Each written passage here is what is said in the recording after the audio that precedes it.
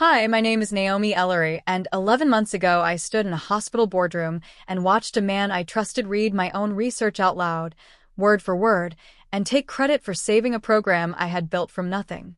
Nobody in that room knew the numbers on the screen were mine. Nobody knew the folder he was holding still had my name buried in the file properties. And nobody, especially not him, knew that I had already mailed a sealed envelope to someone who would make sure the truth came out at the worst possible moment for him. I want to tell you exactly how a quiet, overworked physician assistant with a decent smile and a bad habit of trusting people ended up taking down the most respected doctor in her hospital without raising her voice a single time. It didn't start with a betrayal. It started with a promise. 2 years earlier, I was a physician assistant on the internal medicine floor at Ridgeway Memorial, a mid-sized hospital that liked to call itself a family, which is the kind of thing hospitals say right before they ask you to work a holiday for free. My supervising physician was Dr. Preston Hale, a man in his 50s with silver hair, a reputation for mentoring young clinicians, and an office wall covered in awards he loved to explain even when nobody asked. He was the kind of boss who remembered your birthday and also somehow remembered to mention, in front of administration, whenever you made a mistake. I didn't dislike him at first. He was smart, and when he wanted to be, he was generous with his knowledge. He taught me how to read a chest CT the way a radiologist would, how to catch subtle signs of sepsis before the numbers confirmed it, how to talk to a frightened family without making promises I couldn't keep. I respected him. I wanted badly to become someone he respected back. So when our floors started losing patients to readmission at a rate that made the hospital's quality board nervous, I did what I always did when a problem bothered me. I stayed late. For 4 months, on my own time, I built a discharge follow-up protocol from scratch, a system that flagged high-risk patients before they left the building, assigned them a 48-hour check-in call, and tracked outcomes in a spreadsheet I'd taught myself to code. I called it the Bridge Protocol because it was meant to bridge the gap between discharge and disaster. I brought it to Dr. Hale first, the way you're supposed to bring things to your supervisor. He looked through it for maybe 10 minutes, nodded, and said the words that would end up costing me almost a year of my life. "This is good, Naomi. Really good. Let me take it to administration and get you the resources to actually run it properly."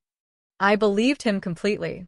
3 weeks later, our readmission numbers started dropping, and I got a single line in a group email thanking the internal medicine team for its commitment to patient safety. I told myself that was fine. Team effort. No big deal.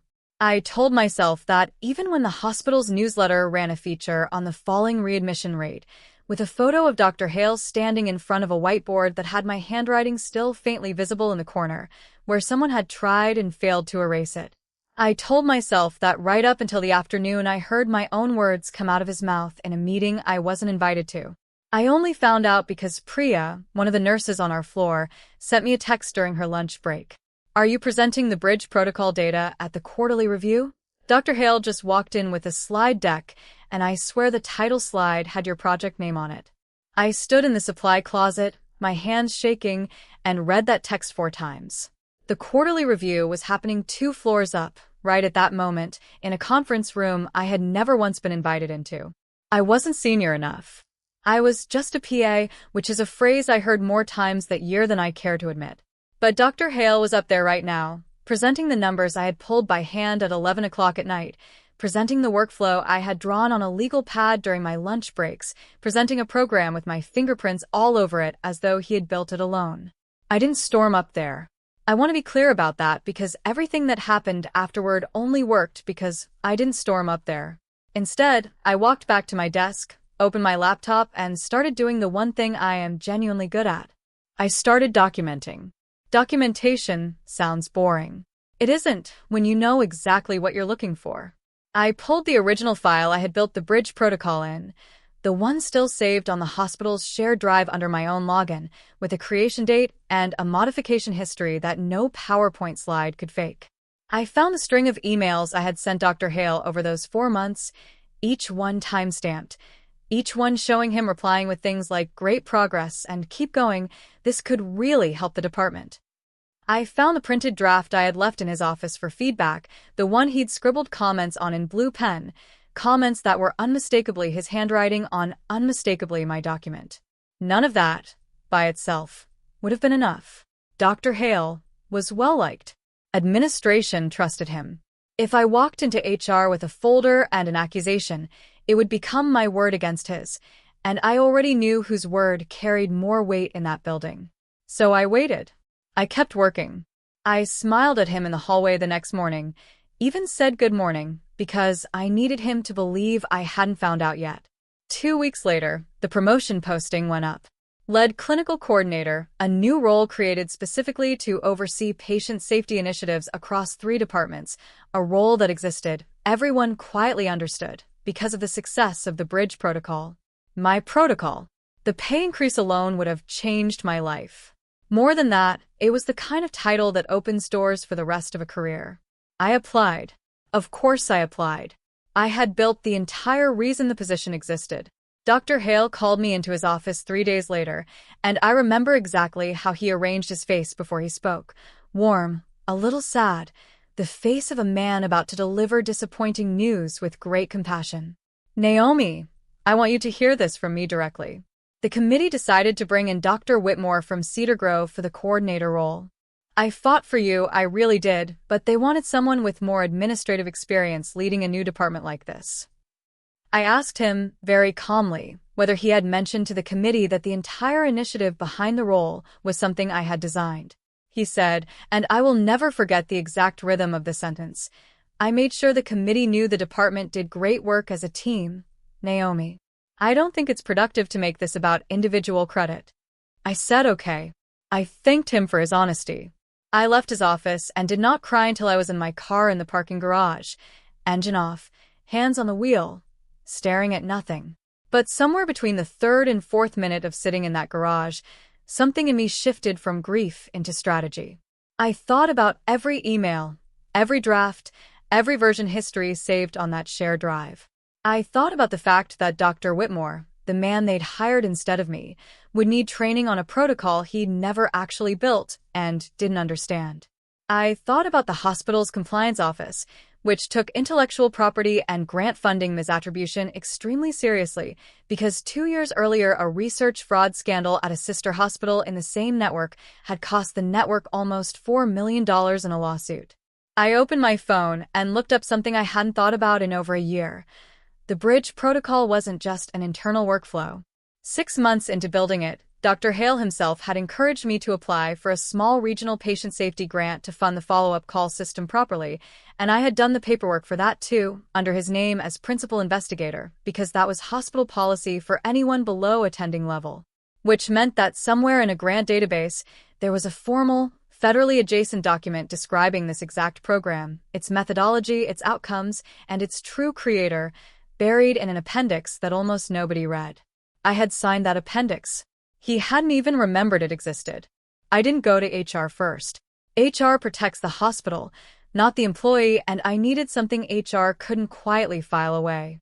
Instead, I requested a meeting with the hospital's Compliance and Research Integrity Office, the department responsible for exactly one thing, making sure nobody at Ridgeway Memorial misrepresented data, funding, or authorship. I brought 3 things with me. The original file history from the shared drive.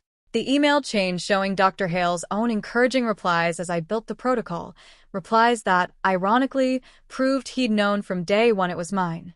And the signed grant appendix listing me as the protocol's sole methodological author, a document with my signature, a compliance officer's stamp, and a date that predated any slide Dr. Hale had ever presented. I didn't ask them to punish him. I specifically didn't ask for that because I wanted this to be about the record, not revenge. I asked them to correct the institutional record of who created the Bridge Protocol, and I asked whether presenting funded, federally reportable research under a false author in an internal review that fed into the hospital's official quality metrics violated their research integrity policy. The compliance director, a quiet woman named Renata, who I'd spoken to maybe twice before in 2 years, went very still when she read the appendix. She asked me to leave everything with her. 3 weeks passed. I heard nothing, and I started to believe nothing would happen, that the hospital would quietly protect its most senior physician the way hospitals usually do. Then, on a Tuesday morning, Dr. Whitmore, the man given the coordinator role instead of me, walked past my desk looking like someone who hadn't slept. Later that day, Priya texted me again. Compliance pulled Dr. Hale into a closed meeting. Whitmore says they asked him to explain the grand appendix in front of the department head. I found out the rest the way you find out most things in a hospital, through the slow, unstoppable current of gossip that moves faster than any official memo. Compliance had cross-referenced the grand appendix with the quarterly review slides Dr. Hale presented and found that he had reported the bridge protocol's outcomes to the hospital's board as an original administrative initiative of his own, while a signed federal grant document on file, under the hospital's own name, listed me as sole methodology author. That discrepancy wasn't just embarrassing. It touched the hospital's federal grant compliance, the exact kind of issue that had cost their sister hospital millions. Dr. Hale was placed on an administrative review, quietly, the way these things are always done to protect a hospital's reputation more than to protect the truth. He kept his medical license. He kept his job, technically, though he was moved off the Quality and Safety Committee he had chaired for 6 years, the committee that had been his proudest accomplishment. Dr. Whitmore, to his credit, came to me directly, apologized for a mess he hadn't created, and asked if I would help redesign the coordinator role properly, this time with my name on the door. I said yes. It took 2 more months of formal review before the title officially changed hands, and when it did, there was no newsletter feature, no photo, no applause in a conference room. I still wasn't fully welcome in. There was just an email, sent to the entire department, correcting the record, and underneath it my name, finally spelled out next to the thing I had built with my own tired hands during 100 nights nobody was watching. I ran into Dr. Hale once more before he transferred to a different facility across the state. He didn't apologize. Men like him rarely do, not really. He just said, "I hope there are no hard feelings, Naomi. I always respected your work." I told him I respected his teaching too because it was true, and because I had learned more from watching how he tried to take my work than I ever had from watching him give a lecture. Then I walked back to my office, the one with my actual name on the door now, and I sat down to review the next quarter's readmission data because the work had never been about him in the first place. It had always been about the patients who came home from that hospital and stayed home, safe because a system existed to catch them before they fell. That, in the end, was the only credit that ever really mattered.